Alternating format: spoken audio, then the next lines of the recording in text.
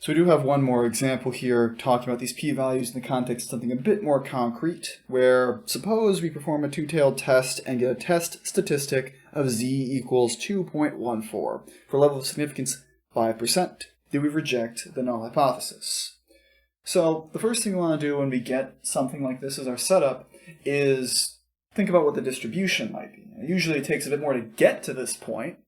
We will see, but for now, we can look at a picture like this and get a sense of what's actually going on with those z-scores as well as the p-values, where because we're taking a two-tailed test, that z-value of 2.14, when we're getting the p-value, we both get the value to the right of it, both get the value above it, as it were, but then also, because we're willing to take smaller things, we kind of get its, you can sort of think of it as being a complement on the other side in the left tail. The other side's just as good for what we need, and it will be below the value of negative 2.14.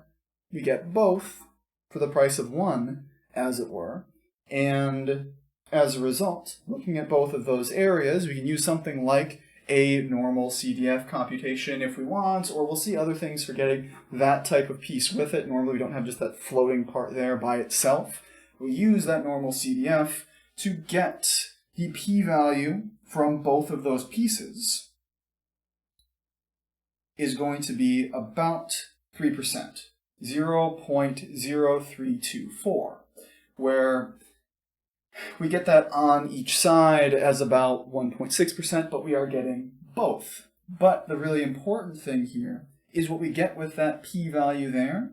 The p-value of 0.0324 is, in this case, less, be specific, less than or equal to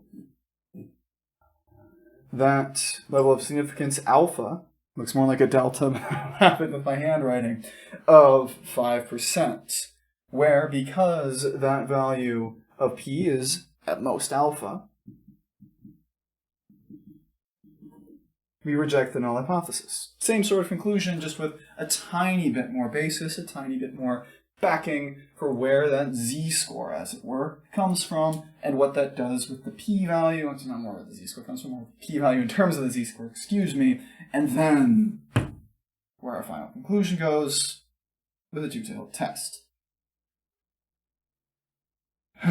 And now, I think we've had enough background. We can start talking about actually doing one of these tests. In this case, we're going to look at the process and then go through it as well for dealing with a z-test, as it's called, for a population mean, mu, where we assume knowledge of the population standard deviation, sigma, as well. That is where we'll be now.